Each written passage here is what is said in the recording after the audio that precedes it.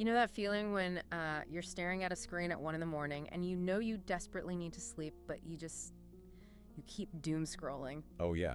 The 1 a.m. paralysis. Right. Or maybe it's that moment when you know you need to set a really firm boundary with someone, but the second you try to actually speak, you feel this visceral, quiet tug in your chest that just stops you cold. Like your body's just slamming on the brakes. Exactly. And what if I told you that your inability to close that browser tab or push those words out of your mouth isn't actually a failure of discipline?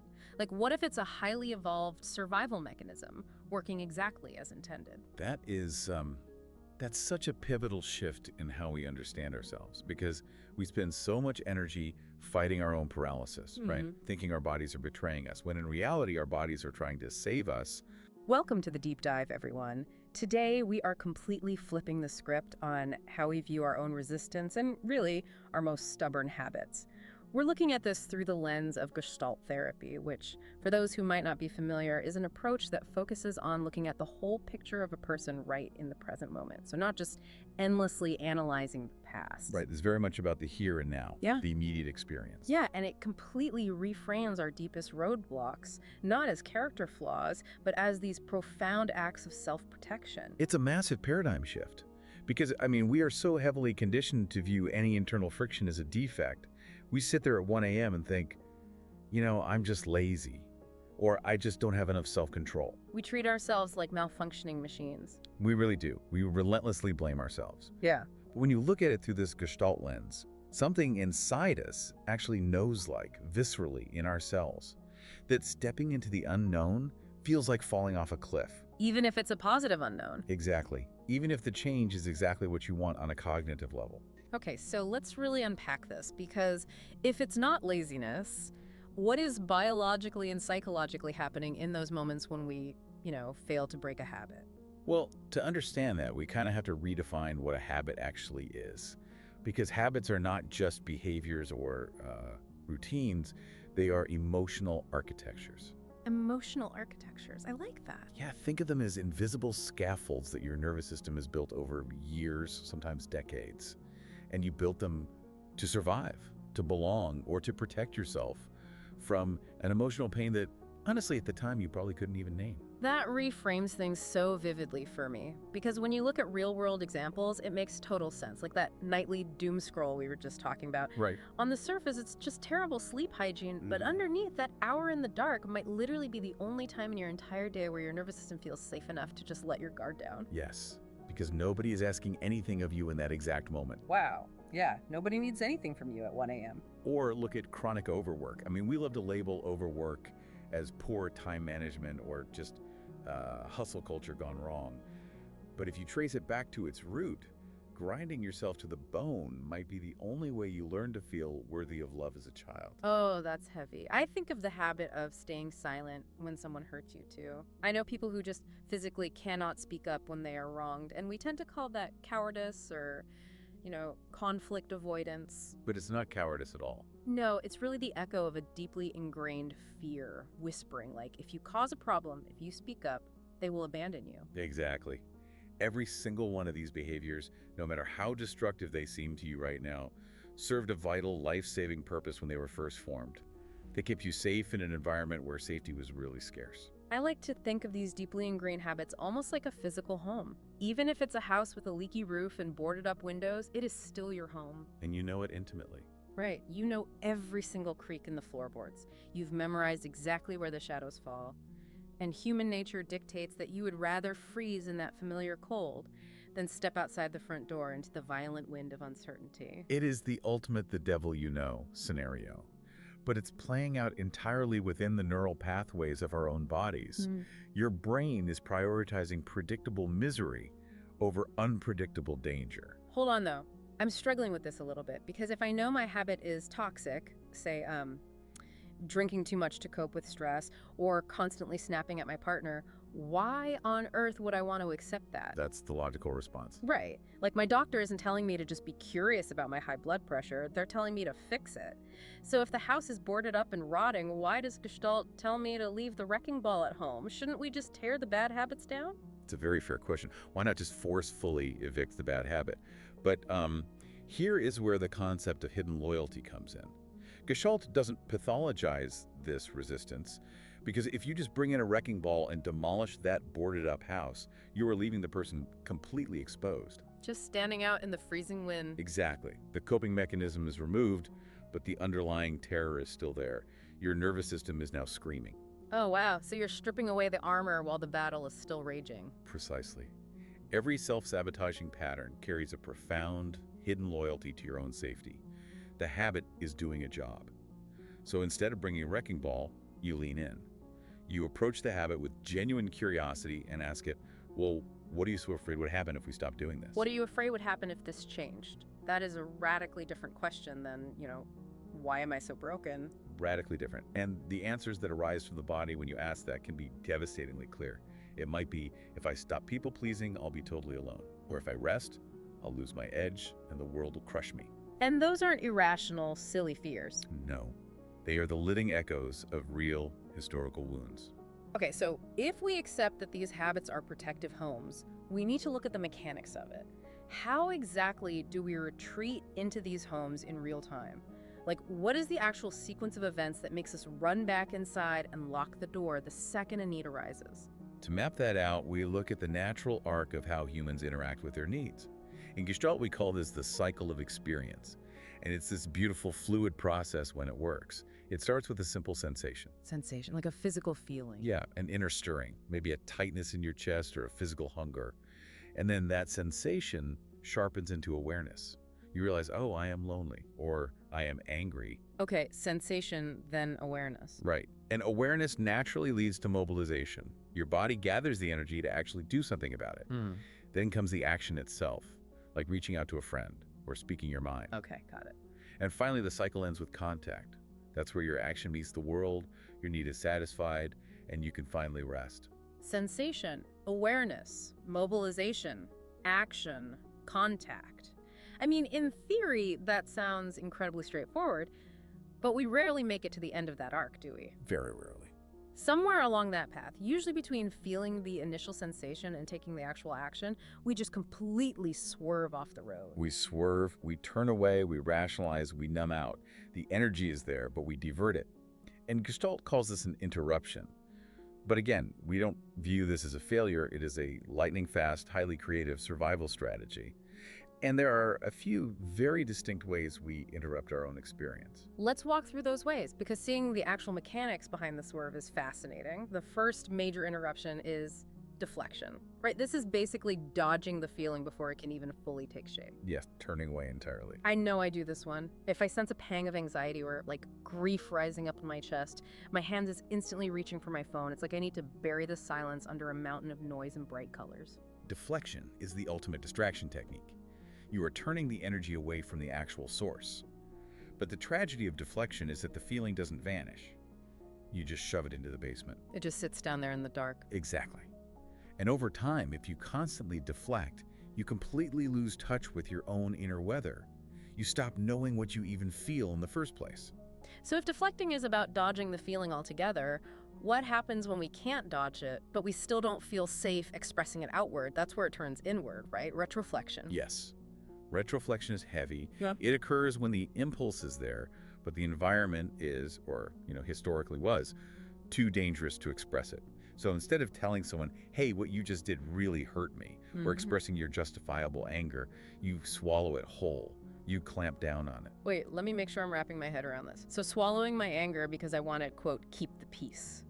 That is actually taking that exact same aggressive outward energy and turning it into a weapon against my own organs. That's terrifying. It is deeply physically taxing. You implode instead of explode. The energy of that anger or sadness has mass. It has momentum. It has to go somewhere. Right. It doesn't just evaporate. So if it can't go out, it goes in. Yeah. This is the root of so much somatization. Chronic muscle tension, relentless fatigue, migraines, even immune system suppression. You are physically holding back the tide of your own vitality. That makes the stakes of this so clear. I mean, it's not just mental health, it's physical health. Okay, let's pivot to the third interruption, which is confluence. This is when we blur the boundaries between ourselves and others just to belong. Yes, merging with the environment. I always think of this like You know when you go to a movie with a group of friends? I once sat through this 3-hour, incredibly dreary indie film that I absolutely hated, but when the lights came up, everyone was raving about it. Oh, I know exactly where this is going. Right. And before I even realized what I was doing, I was nodding and saying, oh, total masterpiece. Just completely erasing my own opinion to merge with the room. That's a perfect low-stakes example of confluence. In that moment, your nervous system calculated that the safety of belonging to the group was far more important than the authenticity of your own artistic opinion. It felt safer to just agree. Yeah, and when confluence becomes a chronic life strategy, belonging feels like the only way to survive. You adopt other people's moods, their desires, their anxieties, and eventually you lose the clear boundary of where I ends and you begins. And then there is projection. This is almost the mirror image, where instead of absorbing others, you take the parts of yourself that you have disowned and you project them onto the people around you. Placing it on the outside. Yeah, it's like aggressively calling your partner controlling, when in reality, you have been desperately suppressing your own need to assert willpower. Projection is an act of exile. You cast out the parts of yourself that feel too messy, too angry, or too demanding, and you spend your life reacting to those exact traits in everyone else. It keeps you engaged with the energy, but at a safe distance. This is where the mechanics of all this really trip me up, though, because these interruptions, deflection, retroflexion, confluence, they are automatic. It's like an automatic steering wheel in a modern car jerking you away from a pothole. It's a reflex. Right. It happens in milliseconds. We don't consciously decide to project or deflect. So my challenge is, if these are worn incredibly smooth by decades of repetition, how can we possibly catch ourselves doing them? It's the most important question in the whole process, because you're right, you cannot outthink a survival mechanism. The cognitive mind is simply too slow. The answer lies entirely in the body. The body. Yeah, you have to realize that what kept you safe as a child is keeping you stuck now, because your nervous system operates like a time capsule. Yeah. It doesn't know you're an adult with agency. It thinks you are still back there in the danger. So to catch it, you have to feel the exact microsecond the swerve happens physically. The microsecond of the swerve. So we aren't looking for a thought, we're looking for a physical tell, like a sudden flush of heat rising in the neck, or a slight trembling in the hands, or maybe your stomach suddenly dropping into a knot. Exactly. Those physical sensations are the breadcrumbs. Biologically speaking, when you start to approach an unmet need or a suppressed emotion, your amygdala, the brain's threat detector, sounds the alarm. It thinks you're in mortal danger. Yes. It kicks your sympathetic nervous system into gear. That's the heat, the tension, the urge to reach for the phone. Since we cannot simply logic our way out of that lightning-fast chemical dump, we have to drop into the physical body and confront the historical residue driving it. The historical residue. Gestalt often refers to this as our unfinished business, right? Those unmet needs from the past. A word that was choked back, a boundary that was violently crossed, a grief that was never allowed to be felt. Those fragments don't just evaporate with time, they echo in our present, shaping every reaction. But here is the profound beauty of working this way. Healing doesn't require you to time travel back to your childhood. Which is such a relief. The idea that I have to somehow go back and mentally fix the unfixable past sounds exhausting and impossible. You can't fix the past. Yeah. And honestly, you don't need to. You just have to sit with the residue left in your body today. We talk about treating this bodily sensation, that tight chest, that trembling like a frightened animal. A frightened animal. Yeah. If you find a terrified animal backed into a corner, you don't yell at it, you don't yank it by a leash, you just sit near it. You approach it with soft eyes, open hands, and absolutely no agendas to change it. There is a beautiful somatic exercise for this, and I really want to slow down and offer it to anyone listening right now. If you're driving, obviously just keep your hands on the wheel and listen. But if you're on the couch or walking the dog or just sitting at your desk, try this. It's very simple. Yeah. Place one hand softly on your heart and place the other hand on your belly. Just take a slow breath into that physical space between your hands. Bring to mind that stubborn habit that tugs at you, the one you always beat yourself up for. And instead of demanding to know how to stop it, just quietly ask it, what are you waiting for me to finally feel? And you just let that question hang there in the space. You don't force your brain to rush in with an intellectual answer. You just wait, and you feel the physical response. So mechanically, what is the biological payoff here? Why does just sitting quietly with my hands on my chest and asking an open question actually help change a lifelong habit? Because biologically, by staying present with the sensation without running away, You are activating the parasympathetic nervous system, the rest and digest mode. So you're turning off the alarm. Exactly. When you don't deflect, when you don't swallow the feeling, your brain stops pumping cortisol and adrenaline. You are literally proving to your amygdala in real time that this emotional threat is not going to kill you. When you say to that protective part of yourself, I see you, but I can hold what you've been carrying now, you reclaim your agency. The old neural pathway realizes the emergency is over. It can finally rest. It's like you're updating the software of your own survival. And once we learn to sit with that frightened animal, once we make actual contact with those past echoes without panicking, we arrive at what feels like the ultimate destination of this work. It's that micro gap where true behavioral change actually happens, the threshold of change. Yes, the silence before choice. We have this culturally romanticized idea that transformation is a cinematic leap of faith, like jumping off a cliff with your arms wide open into a brand new life. Right, the big movie montage moment. But it's not. The actual moment of change is incredibly subtle. It's a quiet, trembling second when your foot lifts and you haven't yet decided whether you're going to step forward or retreat back into the boarded-up house. In that silent space, fear totally changes its nature. Fear isn't the enemy screaming at you to stop. Fear becomes a messenger. It whispers, "This is new. Go slowly. Bring your whole self." It's about building a brand new neural pathway rooted in a very specific kind of trust. Not the naive trust that the world will be perfect and nothing will ever hurt you again, but the deep internal trust that you can actually feel your own feelings without collapsing. That's the core of it. It's the hard-earned trust that you can survive the sensation of your own life. So, synthesizing everything we've explored today, the emotional weight of this approach is staggering. Transformation isn't about white-knuckling your way into becoming this flawless, perfectly optimized robot with zero defenses. It's about becoming a deeply self-aware person who knows when they are deploying their defenses and pauses just long enough to actually make a conscious choice about it. That is the quiet revolution of this work. It isn't about changing who you fundamentally are. It is about returning to who you've always been, underneath the decades of armor. Underneath all the scaffolding. Right. You don't need to surgically remove your avoidance or your anxiety. You just need to bring them into a conscious relationship. You get to choose moment by moment whether that heavy armor is still required for the room you were standing in. This has been such a profound reframing. Just to anchor everything we've covered today, we started by realizing that our most stubborn habits, the doom scrolling, the silence, the overwork, they aren't failures of willpower. They are brilliant, ancient architectures of survival. Beautifully said. And the ways we swerve away from our needs, deflecting the pain, turning it inward through retroflexion, blurring our boundaries for confluence, or projecting our shadows outward, these are just outdated guardians doing the jobs we gave them long ago. And by dropping into our physical bodies, by tracking the heat and the tension, we find that silence before choice. And in that silence, we finally free ourselves to respond to the reality of the present moment, rather than blindly reacting to the ghost of the past. Before we wrap up, I want to leave you with one final thought to mull over today, something that builds on this entire journey. We've talked extensively about how these habits are structures you built for a past where you absolutely had to protect yourself.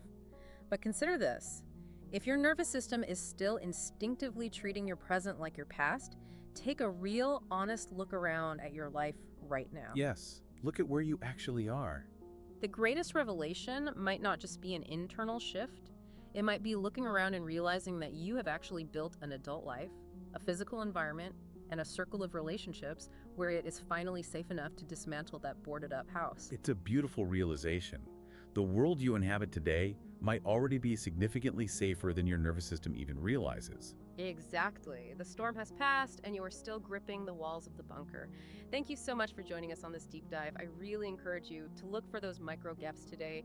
Try to stand in that trembling silence before choice. And the next time you feel that quiet tug in your chest or you find your hand mindlessly reaching for that browser tab at 1 a.m., just pause, soften your eyes, place a hand on your chest, and ask yourself what that frightened animal is trying to protect. We'll catch you next time.